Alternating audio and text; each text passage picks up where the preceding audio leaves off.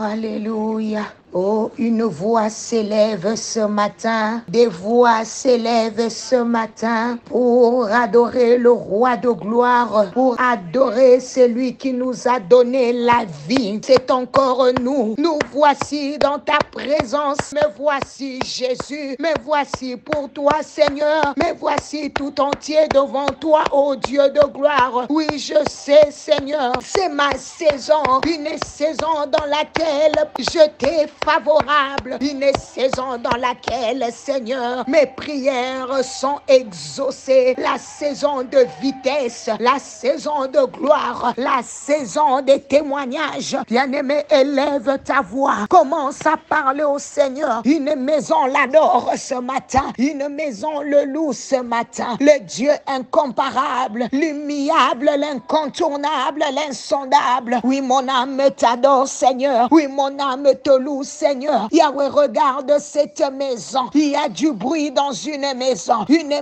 qui ne dort pas, qui a fait de ces nuits des moments de prière. Le Seigneur dit, cette maison sera appelée une maison de prière. Les chaînes de prière qui se font dans cette maison. Seigneur, merci, parce que quand tu descends, l'atmosphère change. Et ce matin, Yahweh, ton atmosphère envahit ces lieux qui t'invoquent. Yahweh éternel, mon Dieu et mon roi, il y a un vent nouveau qui souffle dans cette maison. Pendant qu'elle t'invoque, l'atmosphère change. Merci Jésus, parce que la maladie cède la place à la guérison. Nous t'adorons, nous t'élevons ce matin et nous t'aimons Seigneur. Tu es là, notre joie, notre paix, notre force, notre appui, notre Seigneur, notre roi. Le Maître est là. Et quand tu es là, Seigneur, les choses changent, les situations changent, les circonstances changent. Allez, prie avec moi. Je ne t'adore pas seulement parce que j'ai un problème, parce que je suis malade, pour te demander quelque chose, mais je t'adore parce que tu es mon créateur. Si je vis, c'est pour toi, à cause de toi. C'est de toi, Seigneur, que nous venons puiser toutes choses. Que ça coule en nous, Seigneur. Que ça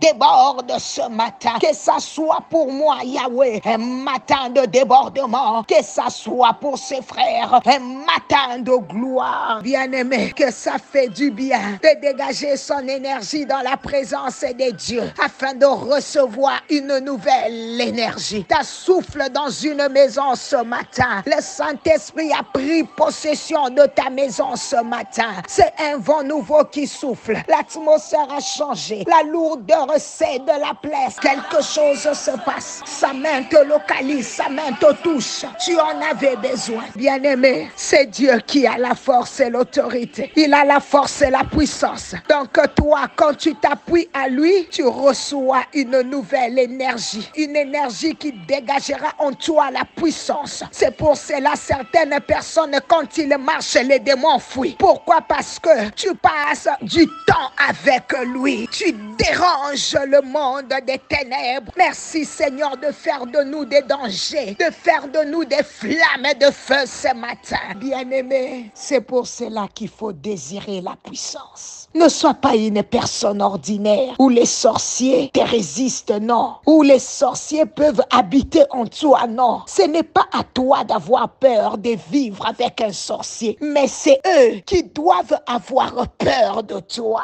C'est à eux de quitter les quartiers. Même si on dit dans ces quartiers-là, les filles ne se marient pas. Je suis venu te dire que toi, tu vas changer les choses. Même si on dit dans ces quartiers-là, les jeunes gens sont des chômeurs. Toi, tu vas changer les choses. Deviens le chef du quartier et impose de nouvelles lois même dans ta famille. Une maison est en train de dégager la puissance. Ta maison n'est pas une maison de passage pour les démons. Ta maison doit être une zone interdite pour les sorciers de ton quartier. Tu dois dégager Christ dans ta vie. Je vois quelqu'un dégager le parfum de Jésus ce matin. Les démons regardent et disent non, pas lui, pas lui. Lui ne doit pas entrer dans ces taxis. Lui ne doit pas habiter ce quartier. Il est en train de nous déranger même quand il passe sur nos avenues. Il est en train de déranger. Depuis qu'il a aménagé ici, aussi, il nous dérange. Les sorciers doivent avoir peur de toi.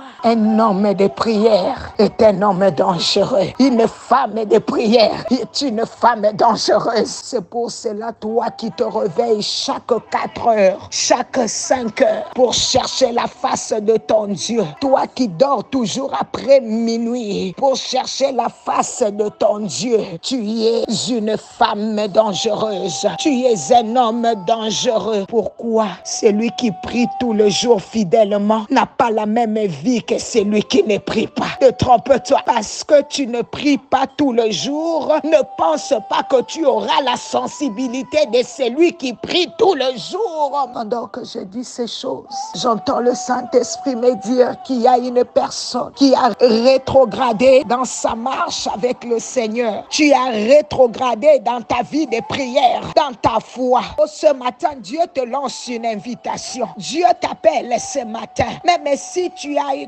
15 ans, 20 ans, 5 ans dans le Seigneur, ou encore tu es évangéliste, apôtre à l'église, peu importe les titres, le Seigneur te dit ce matin, approche-toi de moi, mon enfant. Tu t'es lassé dans la prière, reconnais-le, reviens à Dieu. Il n'est pas loin, il est là ce matin. Il t'attendait, il attendait ces jours. Ce n'est pas trop tard, approche-toi, car c'est ton jour. Ne dis pas demain, ne dis pas maman Nathalie, je veux le faire demain. Demain ne t'appartient pas, c'est ton matin, c'est ton jour. Tu dois revenir à Jésus. Il te lance cet appel ce matin, il dit mon fils reviens. Laisse-toi convaincre par le Saint-Esprit, ne résiste pas. Laisse-toi convaincre par la puissance du Saint-Esprit. Tu ne pries plus, tu ne lis plus la Bible. Dieu t'appelle. Si tu es parmi ces personnes qui ont rétrogradé, prie avec moi. Dis Seigneur Jésus, je reconnais que je me suis éloigné de toi, que je t'avais enterré dans ma vie, que j'ai nié ton amour, que j'ai attristé le Saint-Esprit, que je t'ai rejeté. Mais en écoutant la voix de ta servante,